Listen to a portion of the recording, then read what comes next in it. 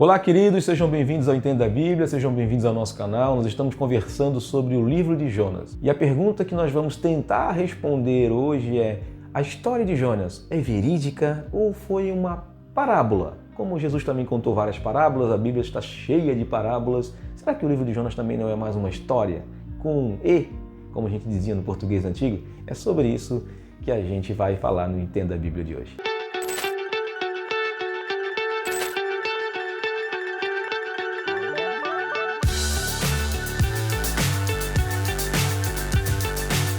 A história de Jonas conta de um profeta que não quis pregar palavras de arrependimento, palavras de juízo que trariam arrependimento a um povo chamado assírio que vivia na sua capital, na cidade de Nínive. Ele foi chamado por Deus para ir até Nínive pregar palavra de juízo para que o povo se arrependesse. Ele não quis fazer isso. Ficou com medo e fugiu. E no meio do caminho ele foi jogado ao mar porque o barco estava indo a pique e ele disse: está acontecendo esse naufrágio aqui porque é culpa minha, porque eu estou desobedecendo a Deus e estou fugindo para a cidade de Tarsis. Então me joguem no mar que vai dar tudo certo. E jogaram ele no mar e ele foi engolido por um grande peixe, uma baleia. Como eu falei no vídeo anterior, o hebraico pode aceitar qualquer criatura que vivia no mar, uma grande criatura que vivia no mar, que poderia engolir. Na verdade, a palavra estômago não existe no original, então a ideia é que pode ter ficado na garganta, ficado na boca do peixe ou na boca da criatura por 3 dias e 3 noites. Será que essa história é real? Será que é verídica? É possível alguém ficar, seja na barriga, seja na boca de uma grande criatura por 3 dias e 3 noites e sobreviver? Apesar de existirem alguns relatos de algumas pessoas que foram engolidas por baleias e que duraram e ficaram algumas horas presas vivas no estômago de uma baleia ou na boca de uma baleia, isso e algumas histórias existem, né?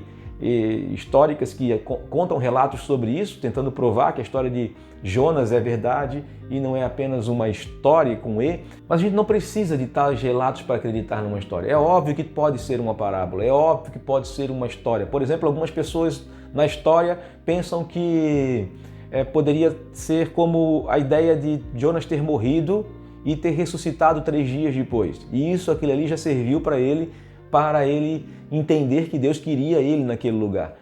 Possivelmente poderia ter sido jogado no mar e ter morrido afogado e ter aparecido numa praia e ali por 3 dias depois ter ressuscitado. Poderia ter sido dessa forma também. Mas você me entende que ressuscitar 3 dias depois de ter ficado dentro do mar, morrer afogado e ser jogado numa praia é tão complicado ou tão difícil do que ficar engolido por uma baleia. É tão impossível. E para Deus, tudo é possível. Isso não explica a ideia de ser uma parábola, uma analogia e não ser uma história verídica. O que importa é a história, sim. O que importa é o relato. O que importa é o que o livro quer contar para a gente. Sim, isso que importa. E se for uma parábola, tudo bem também.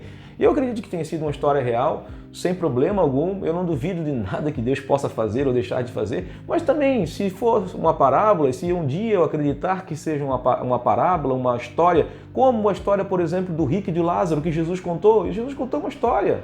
Aquela história do rico e do Lázaro não é verídica. É apenas uma história e tudo bem, é um ensinamento para nossas vidas. O que importa do livro de Jonas para os dias de hoje é que aquilo é um ensinamento. Como eu falei no vídeo anterior, nós devemos tratar as pessoas, mesmo que elas não conheçam Jesus, de maneira diferente do que a gente trata religiosamente falando.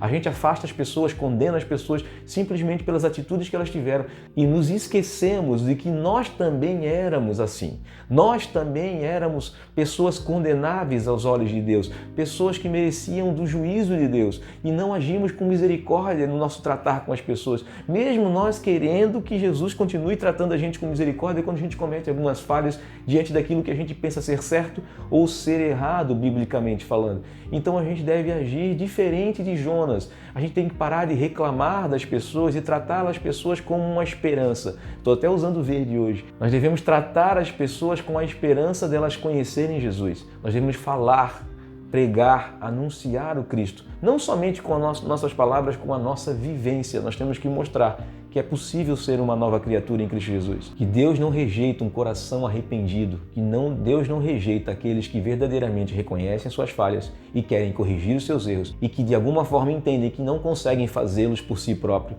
mas que precisam da ajuda dele, o soberano Deus. Deus não quer trazer juízo sobre todas as pessoas que estão próximas de nós e que continuam fazendo maldades como nós fazíamos antigamente, mas Deus quer trazer esperança para essas pessoas. E nós podemos ser a voz da esperança, assim como Jonas foi para aquela região, para aquela cidade. Aquela cidade ia ser destruída por Deus. Deus ia trazer juízo sobre aquela cidade por causa da tamanha maldade que aquele povo estava fazendo a outras nações da terra. Mas eles ouviram palavra de juízo e se arrependeram dos seus pecados. E Deus atrasou o juízo sobre aquele lugar por 150 anos. Por que Ele não pode fazer isso com as pessoas que estão próximas de nós? Por que nós olhamos para as pessoas com um olhar de julgamento e de juízo, quando Deus quer que a gente olhe para aquelas pessoas com um olhar de misericórdia e de graça? Nós precisamos aprender com o livro de Jonas. Que Deus abençoe você e ilumine você para que você trate melhor as pessoas que ainda não conhecem Jesus e que convivem com você. Grande abraço, fique com Deus e até o próximo vídeo. Nós vamos falar sobre as cartas de João. Até lá!